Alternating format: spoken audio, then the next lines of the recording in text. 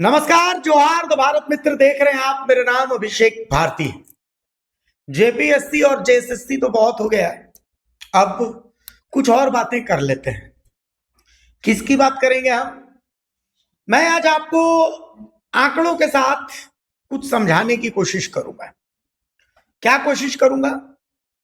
असल में केंद्र सरकार लोकसभा में एक बिल लेकर के आई, विधेयक लेकर के आई। उस विधेयक का नाम है खान एवं खनिज विकास और विनियमन संशोधन विधेयक 2026, जिसको आसान भाषा में यह भी कहा जा रहा है कि वो MMDR है, यानी mines and minerals development rule. तो इसमें बहुत कुछ बदलाव किया गया। अब हुआ क्या है? हुआ यह है कि जेपीएससी और जेएसएससी और झारखंड में छात्रों के आंदोलन के बीच लोकसभा में केंद्र सरकार ने ये खान और खनिज विनियमन जो है विकास और विनियमन संशोधन विधेयक ये सदन के पटल पर रखा और उसे लोकसभा और राज्यसभा से पास करवा लिया गया। और अब ये राष्ट्रपति के पास जाएगा और उसके बाद ये कानून भी बन जाएगा। तो जब ये हुआ तो ये कहा गया कि इससे झारखंड का जो अधिकार है, चूंकि इसका इंपैक्ट सबसे ज्यादा अगर पड़ेगा तो झारखंड पर पड़ेगा। इसके दो कारण है। एक तो यहाँ झारखंड एक ऐसा राज्य है जहां पर बीजेपी की सरकार नहीं है ये, और दूसरा झारखंड सबसे ज्यादा कोयला का प्रदाता है, इसलिए तो इसीलिए सबसे ज्यादा इंपैक्ट झारखंड पर पड़ेगा। मुख्यमंत्री हेमंत सोरेन ने इस बिल के पास होते ही आनंद फानन में एक बैठक बुलाई। जेएमएम के जो तमाम बड़े नेता हैं उनके साथ इस बैठक में तय हुआ कि झारखंड में एक ऐसा आंदोलन होगा जैसा आंदोलन आज तक नहीं हुआ है। तो क्या इससे सच में झारखंड को नुकसान होने वाला है?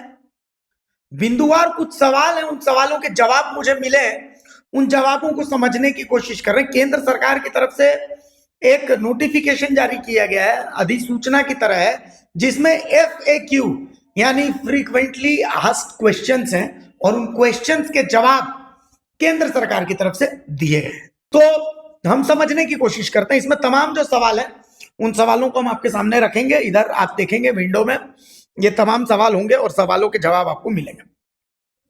चलिए, पहला सवाल, इसमें यह कहा जा रहा है कि राज्य के राजस्व में कमी आएगी, लेकिन इस नैरेटिव का जवाब केंद्र सरकार क्या देता है ये मैं आपको पढ़ के बताता हूं। देखिए, ये जवाब है, आंकड़ों के साथ जवाब दिया गया है।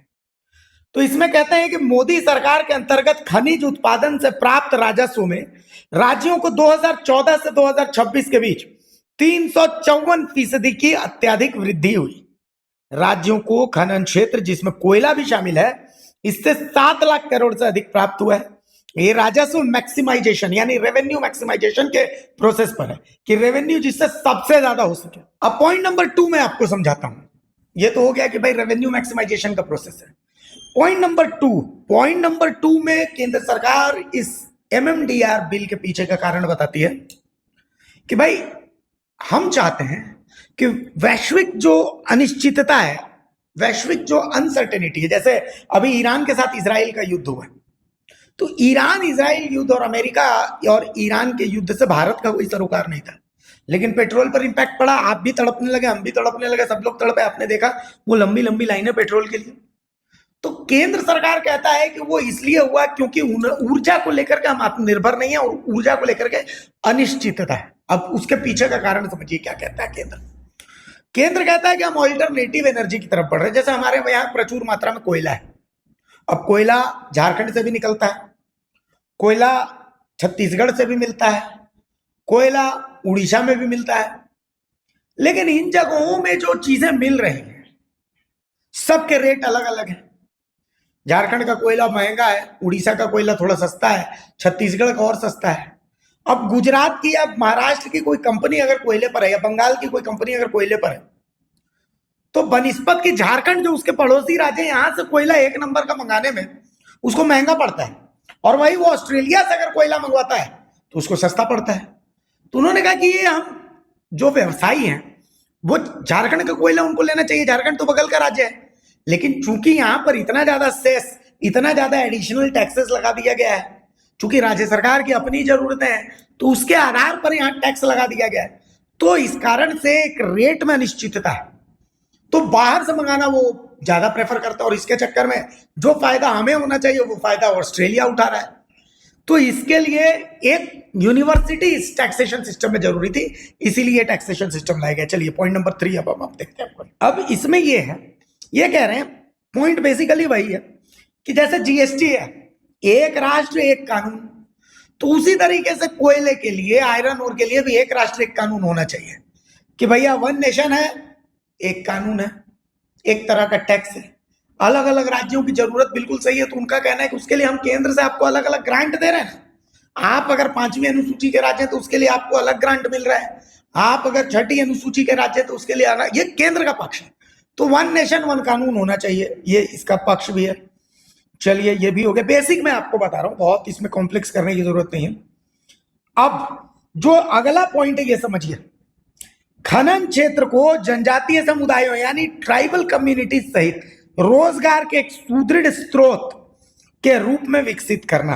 अब केंद्र इसके पीछे कारण देखिए, पक्ष क्या देता है, कहता है कि जैसे सारंडा से आयरन ओर निकल रहा है, लेकिन सारंडा के जनजातीय जो लोग हैं उनकी स्थिति देखिए, जबकि डीएमएफटी पर पूरा अधिकार राज्य सरकार का है, सीएसआर पर पूरा अधिकार राज्य सरकार का है, इसके बावजूद आप वहां पर ट्राइबल्स की स्थिति देखिए।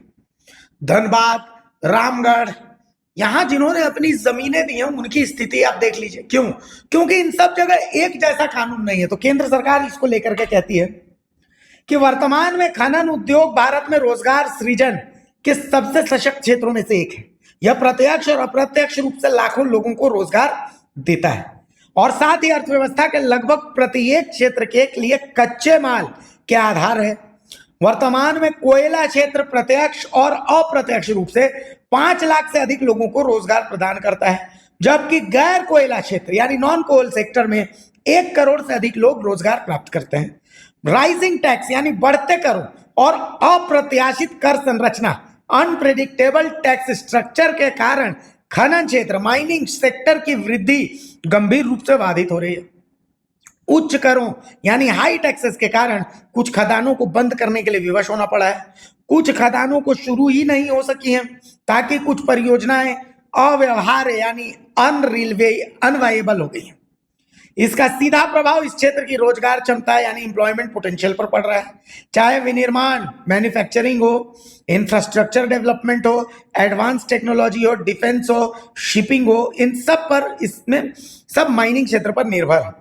यदि खनन क्षेत्र अनवायबल हो जाता है यानी अव्यवहारिक हो जाता है तो खनन क्षेत्र में रोजगार के साथ साथ लगभग सभी अन्य प्रमुख क्षेत्रों के रोजगार पर भी प्रतिकूल प्रभाव पड़ेगा। इसीलिए इसको सुगम करना है और सडन टैक्सेशन चेंजेस पूरे उद्योग को बाधित करने की क्षमता रखती है। तो इसीलिए इससे बचाने के लिए और लोकल जॉब्स को बढ़ाने के लिए इस विधेयक को लाया गया है। ये केंद्र सरकार का पक्ष है। हालांकि इनडायरेक्टली ये केंद्र सरकार कह रही है कि देखिए जो कॉर्पोरेट खनन करते हैं, बेसिकली मेरा जो समझ पड़ रहा है वो यही है कि जो कॉर्पोरेट खनन करता है, छोटा मोटा आदमी तो खनन करता नहीं, तो जो कॉर्पोरेट खनन करता है वो कॉर्पोरेट राज्य सरकार द्वारा अचानक से जो टैक्सेस लगा दिए जाते हैं उससे परेशान है।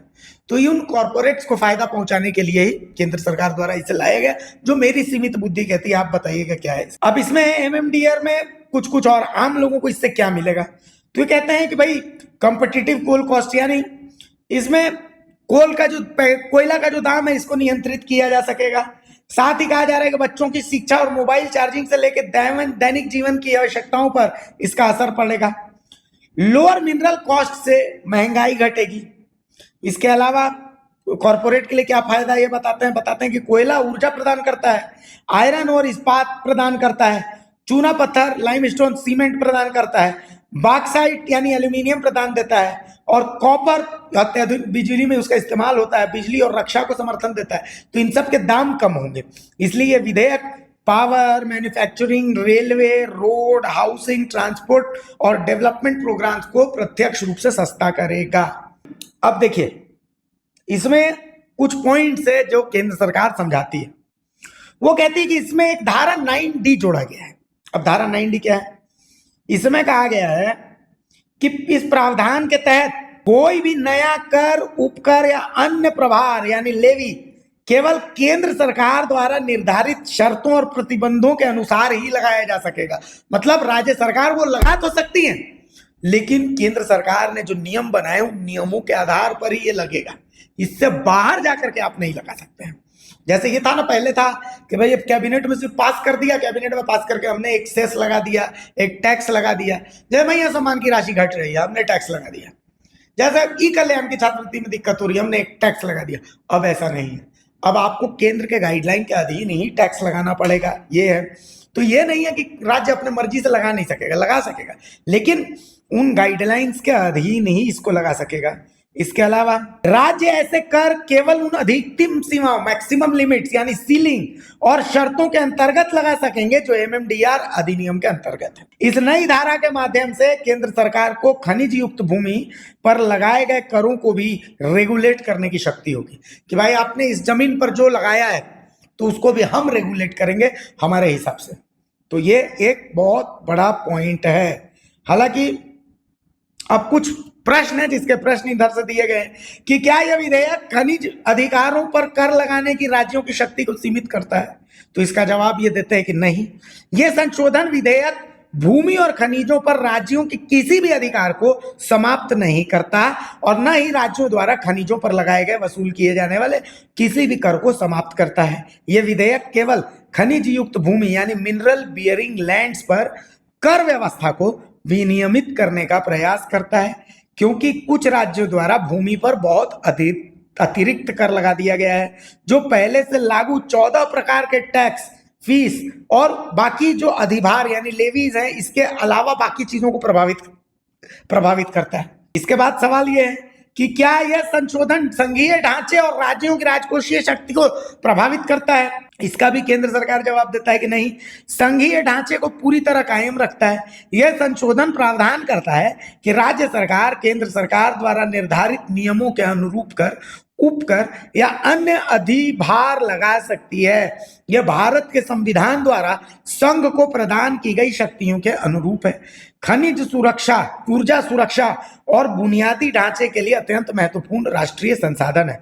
भारत के संविधान संघ की सूची की प्रविष्टि 54 entry 54 of the union list संसद को लोकहित के खानों और खनिज विकास को विनियमित करने का अधिकार देती है। राज्य सूची की प्रविष्टि यानी 50 एंट्री 50 ऑफ स्टेट लिस्ट के अंतर्गत खनिज अधिकारों पर राज्यों की कर लगाने की शक्ति खनिज विकास से संबंधित संसद द्वारा कानून के माध्यम से लगाई गई सीमाओं के अधीन है। यह विधेयक उन सीमाओं को निर्धारित करता है जो पहले मौजूद नहीं थी।